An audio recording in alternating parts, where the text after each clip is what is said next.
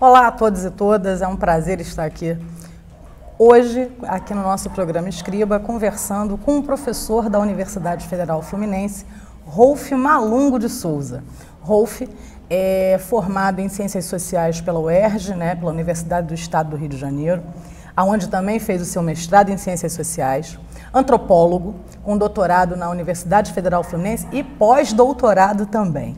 Rolf hoje é professor adjunto da Universidade Federal Fluminense no campus Santo Antônio de Pádua. de Santo Antônio de Pádua e está aqui conosco para conversar sobre essas questões relativas a gênero.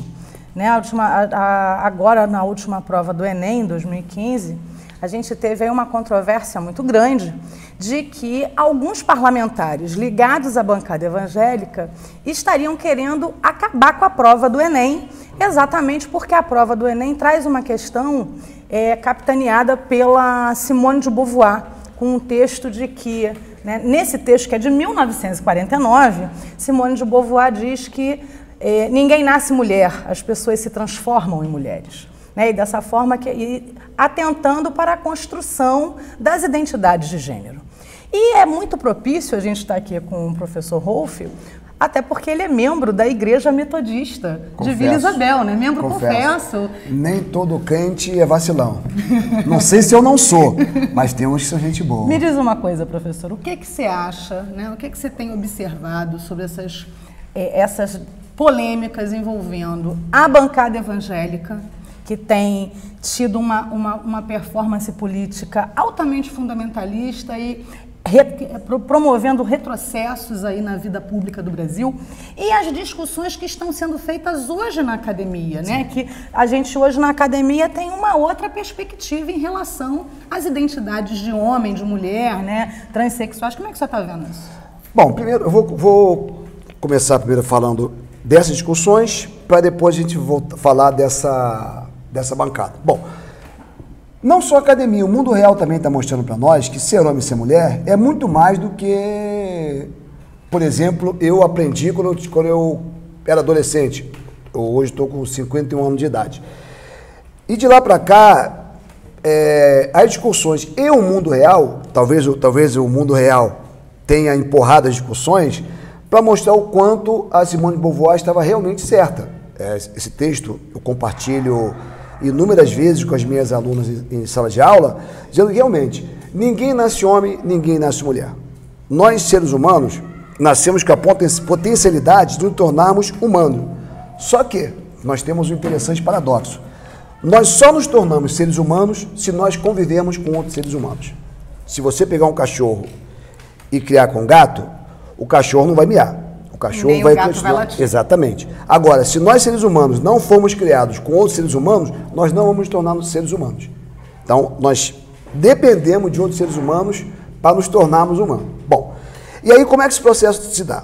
Quando um ser humano nasce, menino, lá em Irajá, aquela santa terra, classe operária, maioria da população negra, quando eu era criança, havia uma presença muito forte da Umbanda e a Igreja Católica. Então, esse menino ou essa menina, ele vai aprender a ser um tipo de homem, ser um tipo de mulher, e eu não estou falando ainda não estou falando de orientação, tá? Estou falando só de homem e mulher. Uhum. Vai aprender a ser um tipo de homem, um tipo de mulher, que, por exemplo, um contemporâneo que fosse criado em Copacabana ou na Tijuca seria diferente, imaginando que fosse do estrato médio alto. Ou seja, o convívio, o aprendizado, a performance, como agora nós discutimos, e a Simone de Beauvoir poderia muito bem ter dito isso, embora seja uma discussão muito moderna, a performance, o modo com que fala, o modo com que se veste, a forma com que o timbre de voz, tudo isso vai fazer com que nós, ao vermos esse sujeito, nós vamos dizer se é homem ou se é mulher. Ou seja, e aí você percebe que em momento algum eu falei de biologia. Uhum. Porque na minha experiência eu tenho vários colegas, um inclusive jogava handball com a gente, eu não vou falar o nome dele que eu não sei como é que é como é que ele receberia isso? Agora já é uma senhora já de respeito, não sei como é que ele dá isso com a família dele. Mas ele era um rapaz que jogava handebol com a gente, até um jogador muito bom. Quem conhece handebol sabe que handebol é um jogo muito violento, é um cara que botava para quebrar. Eu lembro dos últimos contatos que eu tive com ele, quase que eu falei, os últimos contatos que eu tive com ele, até, vamos dizer assim, que era, sei lá, Joaquim, um Joaquim fictício, senão o nome dele eu vou falar. E eu não sei se ele gostaria que eu falasse. A gente corta, não tem problema. Ele era o Joaquim. Eu perdi o contato com ele muitos anos depois, eu me encontrei no Tem Tudo. Aqui aí, em Madureira? É, em Madureira. Na zona norte do Rio. Isso, em Madureira, na zona norte do Rio. Aí eu vi, o rosto era praticamente o mesmo, eu vi, o quadril estava um pouco mais largo e tal, mas eu sou ótimo fisionomista. Falei, aquele é fulano. Aí eu vi que ele me viu e ficou todo sem graça. Aí rodou, aí ele me viu, falei, fulano, vai falar comigo não? Não. Falei, primeiro, como é que eu vou querer falar de você se eu estou aqui? E aí eu estava com um grupo de colegas, enfim, estava lá.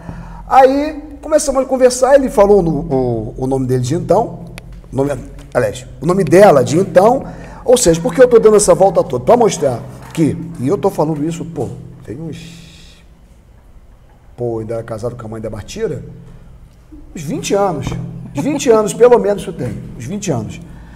Bom, e aí eu estou dando esse exemplo todo para mostrar que não é nenhuma novidade o que hoje nós chamamos de trans homem, trans mulher. Ou seja, e nós estamos vivendo num período histórico interessante, onde, para citar o Giddens, nós podemos escolher a nossa identidade de gênero muito mais à vontade que naquela época. É porque tem uma coisa assim, né? Todo mundo teve uma tia que não casou. Todo mundo teve um tio que era muito educado, estudou muito e acabou virando padre. Ou então, não, então tinha sempre um amigo do lado que era muito amigo. Muito amigo. Assim, todo mundo. E morreram amigos. E morreram amigos. Pois é, todo mundo em algum momento familiar, né? A gente identifica aquelas pessoas que efetivamente não faziam parte dessa. Vamos botar muito entre aspas, dessa formação, não casaram, não tiveram filhos e também não tinham vida, aparentemente não tinham vida sexual. Sim. Isso não é um fenômeno moderno, contemporâneo. O bom é que hoje as pessoas estão podendo ter vida sexual. Eu tenho uma sobrinha que agora está com 21 anos, e aí a minha irmã estava preparando a família para falar que essa minha sobrinha era lésbica, aí quando foi falar para todo mundo, o pessoal, quá, mas só você que não sabia. Só você que não sabia. E aí quando a minha irmã veio falar comigo, eu falei, Bia, convenhamos, só você que não sabia. Sim. E aí, ou seja... Porque tem uma dificuldade de aceitar, né, Rô? Nós vamos chegar lá. Aí já estamos saindo já da orientação, da identidade de gênero para orientação. Uhum.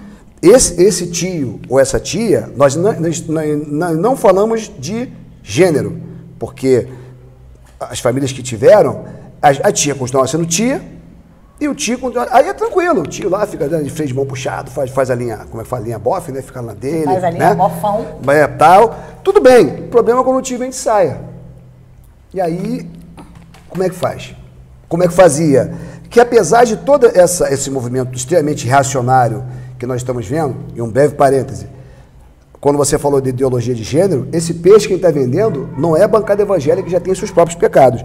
Esse peixe foi cunhado entre setores ultraconservadores da Igreja Católica. Nossa. Tanto é que não tem muito tempo, nós devemos ter uns 6 meses no máximo, teve um movimento quando estava se discutindo nos municípios, não sei se é LDB, não. LDB. Lei de Diretrizes e Bases da Educação. E aí estavam os municípios. Em São Gonçalo, houve um movimento de um grupo católico muito forte, que lá em São Gonçalo eles são muito organizados. Eu não estou dizendo que foram todos os católicos, porque eu estou enfatizando que esse grupo fez, a tal ponto de eles fizeram vigília em frente à Câmara dos Vereadores para que não fosse votado isso. Não fosse votado. Ideologia de gênero é algo que exista? Olha só, isso para mim não faz o menor sentido, mas para aquele grupo sim. O que é ideologia de gênero para essas pessoas? É o seguinte, que homem é homem, mulher é mulher. Ponto final. Nasce biologicamente determinado. Acabou. E não tem conversa. Só que isso se choca com o próprio mundo real. Por exemplo, como é que eu vou fazer de conta que não existe o OTAMI? Que é o filho, filho da Gretchen. E aí, faz o quê? Faz de conta que não existe? Eu posso até não gostar. Só pra dizer, digamos que eu não gostasse. Não gosto, é pecado, é feio, mas existe. Então, vamos conversar. Deixa eu te perguntar assim. Embora não acho nem que seja pecado, nem seja feio não, tá? Sim, mas o ser humano é mais do que uma vagina e um pênis, né? Isso pra mim e pra você. Tem gente que... Parece óbvio. Isso eu tô começando a realmente acreditar naquela psicologia bem barata, que os caras só falam disso, na realidade, tem alguma coisa escondida dentro do armário. Tem uma necessidade. Não é possível que as pessoas só consigam... Tem duas coisas, tem realmente... Os que têm algum problema de assumir sua própria identidade como tal. Pois é. E tem os oportunistas que por exemplo, quando eu vejo uma figura como Eduardo Cunha, sabe que eu falo mal do Eduardo Cunha agora é mole, mas faz bem. Uma figura como Eduardo Cunha, para mim, se ele está dentro do armário ou não, é outra história. Mas para mim, isso tem muito mais interesse no sentido de criar cortina de fumaça, porque para mim... Pela trajetória dele, pela trajetória política, ele não está nem preocupado se dá. De que lado a pessoa faz sexo? Não, pois é, porque a Miriam Rios, que é deputada aqui no Rio de Janeiro, está com uma lei que quer proibir o sexo anal. A Miriam Rios tem esse projeto de lei. Não sei se já foi aprovado. Eu não estou nem um pouco preocupada com isso. Agora, como é que fiscaliza? Eu não sei como é que fiscaliza. Mas... não sei. Só que o que é mais grave... As pessoas estão tão preocupadas com a bunda do outro... mas eu sei, mas aí... Mas isso também tem uma coisa de esconder as arbitrariedades, exatamente, as porque sacanagens essa lei, ela é tão constitucional como se alguém quisesse... eu vou fazer uma lei que proíbe tatuagem. Isso vai... Aí os anti-tatuagem vão fazer isso mesmo e tal, e isso não vai andar. Isso não passa na LERJ porque é inconstitucional. Mas, enquanto isso, eu estou capitalizando você que é contra, ele que é contra. Então, como é a pessoa que está apagada, está totalmente sumida, ela está meio queimada dentro da igreja católica, eu sei que minha esposa é católica, e ela está meio queimada ali com alguns grupos. Então, é uma forma de começar a ganhar, inclusive, simpatia desses evangélicos reacionários. Agora, tem uma coisa que é importante, que eu acho que nós, como brasileiros e brasileiras, para depois voltar a uma área que eu me sinto mais confortável de falar, a gente acaba tão preocupado com a agenda dessas pessoas que esquecemos da nossa. Digamos que passasse uma lei que realmente proíbe o sexo anal.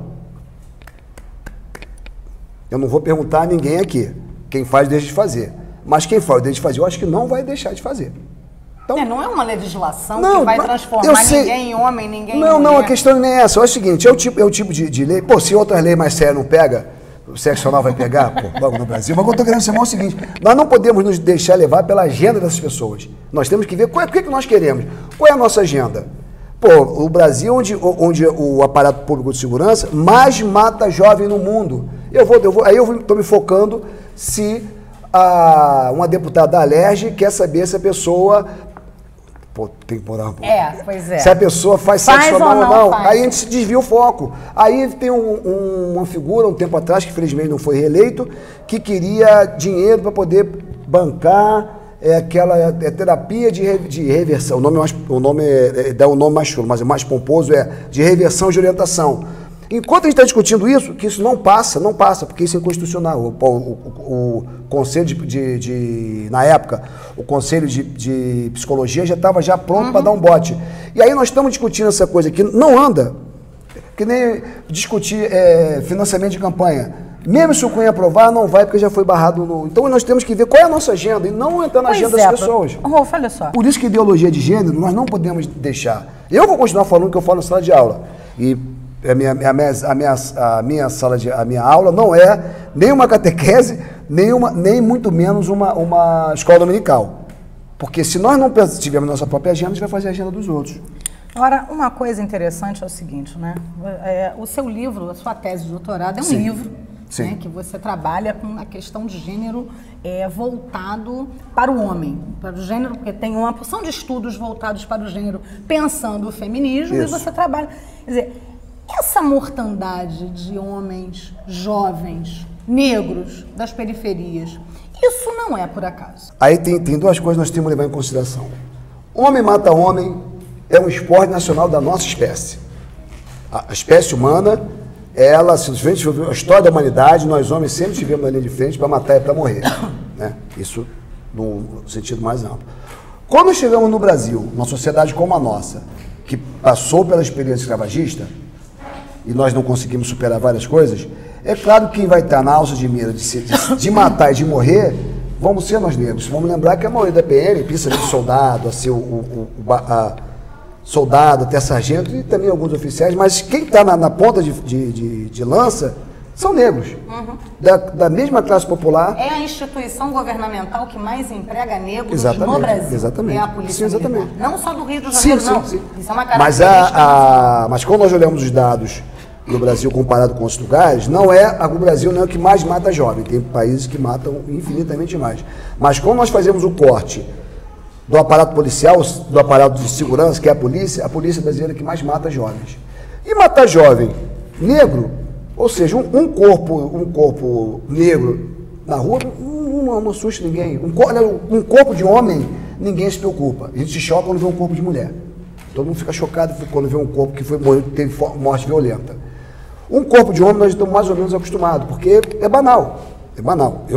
Se eu fosse fazer aqui a lista de pessoas que eu perdi de forma violenta da minha adolescência, principalmente na minha adolescência, eu não tenho dedo na mão para tanto. Então nós estamos acostumados a ver corpos masculinos.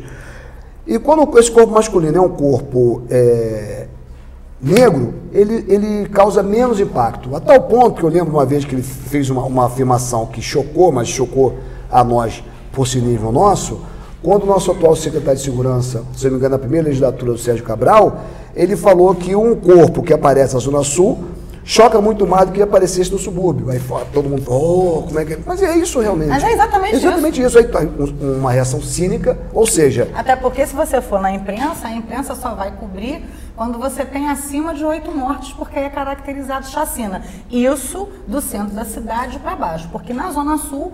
O caso de um menino, eu acho que em 2013, 2014, que foi amarrado ao poste por uma gangue de justiceiros, ganhou repercussão nacional porque foi no Flamengo. É interessante, só que não era gangue de justiceiro, era gangue de bandido, que logo depois todos eles foram presos por tráfico de droga. Não era gangue de bandido. Porque na Zona Sul, quem mata, o cara que mora na Zona Sul e comete crime é justiceiro. Né? Na favela é bandido mesmo. Também, mas no final, acho que no máximo um ano depois foi todo mundo preso. Mas voltando, por que esse tem um corte de gênero importante? Primeiro, numa sociedade como a nossa, a sociedade ocidental, nós homens, não só ocidental, mas eu vou me focar nela, nós homens somos instigados desde muito cedo, primeiro, não pode levar desaforo para casa. Sim. Eu não sei aqui da distinta plateia, qual foi o homem que não viu o seguinte, se você apanhar na rua, chegar em casa, apanha mais. Ou seja, o cara já está um lixo que tomou um pau. Então, o primeiro tapa não precisa ser seu, não, mas o último tem que ser. O cara já tomou um pau, já está um lixo que tomou um pau. Aí vai para o único lugar que ele acha que tem conforto, que seria a sua casa, e sabe que não vai. Então, o que acontece? Nós, desde muito cedo, nós aprendemos primeiro, a controlar nossos sentimentos. Chorar no meio da rapaziada, nem pensar. E responder qualquer desafio com violência, igual ao superior. Quando a gente... isso é criança, só que a gente aprende, e nós crescemos. Por isso que é muito fácil você ver homens batendo boca, homens batendo muito menos boca que vocês mulheres, mas se agredindo com muito mais, porque para nós homens, chegamos ao ponto de elevar o tom de voz de um com o outro, isso é um desafio direto, aí tem que ser respondido à altura, porque se o cara bota o galho dentro, ele fica desmoralizado. Aí, às vezes, uma coisa que é desse tamaninho, se não tiver um que tem a cabeça sensata e segurar, aquilo pode terminar em cadáver, que, aliás, eu cresci ouvindo dizendo o seguinte, briga de homem cheia de defunto. Briga de homem cheia de defunto. Porque você tem que aniquilar, não basta você simplesmente mostrar e mobilizar, você tem que aniquilar o seu oponente. Acabamos incorporando essa ideia de oponente, ele tem que ser aniquilado para as coisas mais simples, desde disputa de carro, né? O cara, eu estou no sinal, e aí o sinal vai abrir. Se um homem olhar muito para o outro, se você for ficar atenta, um já vai sair cantando pneu e vai embora. O policial, quando vê o outro como oponente, ele não é uma pessoa que tem que ser mobilizada, tem que ser exterminado. E a recíproca é verdadeira. Ou seja, nós homens somos preparados para a guerra, somos preparados para a destruição do adversário. E aí, outra característica nossa também, é sempre grupo. Mais uma vez, recorrendo à minha memória lá de Irajá, era muito comum, tinha vários jogos de futebol. Quando é time contra, que era a Rua A jogando com a Rua B num determinado campo, era mole terminar em pancadaria. Era mole. Rolf, é por isso que é tão mais difícil para o homem negro, né? Esse homem negro do subúrbio, né, que tem essa construção filho do proletariado, assumir a sexualidade, ou melhor, ter uma orientação que não seja desse macho violento? Olha só, não... E ser gay, e também ser gay. Olha só, para nós, a maioria dos mortais, talvez... Olha, eu já tive um contato com pessoas de status, por exemplo, antes de chegar lá. Eu tenho... convivo com algumas pessoas que são do cinema, arte, não sei o quê, pessoas com situação, sei lá, se não for A, é B+, em termos de situação econômica. Teve um membro dessa família que foi morar na Alemanha, eu não estou falando o país, mas foi morar na Europa, porque a família falou o seguinte: viado aqui não. Não é quando eu sou de pobre, viado aqui não. Aí ele fez a tocha e foi embora. Aí a família vai lá visitar e tal, mas fica lá. É uma família do cinema, um nome muito tradicional, conhecido e tal, todo mundo de cabeça, faz a televisão fazendo pose liberal, mas na minha família não. Quando eu vi essa história, eu falei, pô, e o pessoal fala de Irajá. Vamos voltar para o subúrbio. Primeiro falando da orientação heterossexual, que é justamente quando eu pesquiso gênero masculino e homens que se identificam como heterossexual. Porque heterossexualidade para mim, ou homossexualidade, não quer dizer nada. Porque é tanta coisa, porque do meu trabalho, tinha homens que tinha contato sexual com outros homens e se identificavam como heterossexual. E o que é ser gay aqui no Brasil não é a mesma coisa que nos Estados Unidos. Então, essas categorias não são muito boas para o mundo real. Bom, e aí o que acontece? Em geral, nós homens negros somos convidados a sermos hipersexuais, qualquer que seja a orientação. Porque tem o mito do pênis grande, que é bom de cama, não sei o que, isso fascina todo mundo, a homens e mulheres. E o que eu já li, e dos meus inúmeros amigos que são gays, falam que mesmo nos grupos que eles fazem parte, há uma expectativa também que o homem negro gay, ele é mais interessante sexualmente. Então, independente da orientação, existe uma hipersexualização do corpo de nós homens negros também, como existe para as mulheres negras. Da mulher negra. Ou seja, sim, o corpo negro, seja homem ou mulher, é um corpo que, desde o início da nossa colonização, para falar só do Brasil, é um corpo que, a princípio, está à disposição. Está sempre disponível. Exatamente. Né? Para o sexo. Exatamente. Para o sexo e para o Por isso trabalho. que a gente vê as relações complicadíssimas que o patrão tem com empregadas. Vale história, há pouco tempo, aquela figura desagradável, um cantor aí do Traje Rigor, ele falou as graçolas das sacanagens que ele fazia com a empregada, achando que, na cabeça dessas pessoas, o próprio Gilberto Freire dizia que as iniciações sexuais dos senhores eram feitas com as suas escravas, e num determinado momento, também ele disse que fez sexo com a sua empregada, foi como ele se iniciou, está lá escrito no livro dele, ou seja, o corpo negro está à disposição, por prazer ou por extermínio. Não precisa muito, Rolf. Eu tenho um amigo que tem hoje cerca de 80 anos, é um jornalista, uma pessoa da qual eu respeito muito. E em 1950, na década de 50, finalzinho, início de 60, a iniciação sexual dele foi com uma das escravas que ainda existia na família dele. Porque como ele é, apesar de ser um homem negro, é descendente de capitão do mato. Sim, a cabeça é mesmo. E a cabeça é mesmo. Então, assim, ele conversou isso comigo com uma naturalidade. Dizia, não, a gente lá minha tia tinha uma plantação de café, de horta, de hortaliça. Aí tinha umas negras lá que depois da abolição continuaram lá em casa. E a titia chamava e dizia, olha, vem cá porque hoje você vai cuidar da iniciação desse menino aqui. Mandava a gente pro quarto. E era a coisa mais comum. Sim, a carne mais barata. E acontecia dentro de casa. Exatamente. Então, essa volta toda, essa construção dessa identidade de gênero passa também por essa disponibilidade ou não. Porque alguns corpos são mais difíceis de acesso, mais interditados, e outros não, outros estão à disposição para quem quiser meter a mão, fazer o que quiser, porque acredita-se que, por exemplo, o corpo de uma prostituta ou de um travesti está lá para meter a mão mesmo, fazer o que quiser. A tal ponto, se for na delegacia reclamar, vai sofrer sanções. Olha, eu acho que a gente ficaria aqui mais umas 2 horas conversando sobre isso, até porque o assunto é muito rico, né? Queria só saber a sua avaliação como um pesquisador, que eu acho que a gente já tem aqui, mas eu queria mesmo a sua avaliação como alguém que está dentro da academia se posicionando como um homem evangélico. Ô, Glória! Sobre exatamente esse retrocesso que a gente está vendo acontecer a partir dessa bancada evangélica. Bom, primeiro que eu nem gosto de dizer que eu sou evangélico, porque eu sou metodista e a nossa tradição é radicalmente distinta. Embora tenha, lá em Brasília, tem metodista lá. Tem metodista lá, se você peneirar vai aparecer e votou em coisas execráveis. Bom, eu acho que o que está acontecendo lá, eu sei que não é unânime o que eu vou dizer, mas é fruto exatamente do que é a nossa sociedade. Aqueles caras não vieram de Marte. O Cunha, ele é uma figura que já vem mostrando que ele é desde 89, ele foi ele agora é o símbolo, ele é um símbolo da bancada evangélica. Então, não me surpreende aquelas pessoas estando lá. Por quê? Citando meu compadre Martin Luther King, como os bons se calam, os maus fazem a festa. Claro que ele fala mais bonitinho do que eu estou dizendo agora. Mas como nós estamos nos omitindo, muitos de nós, eu me incluo, a gente quer protestar no Facebook, não quer ir para a rua, para quebrar mesmo, se tiver de quebrar, quebra, se tiver de apanhar, apanha. Eu ainda não apanhei, mas eu tomei um gazinho de pimenta. Essas pernas aqui conseguiram fazer com que eu corresse de tomar pau. Ou a gente vai para o confronto, ou hoje é a bancada evangélica que está colado com a bancada ruralista, que é a mesma coisa, é a mesma coisa. Eles, por um acaso, estão usando a tarja de evangélica para empurrar tudo de ruim, porque ruralista pega mal.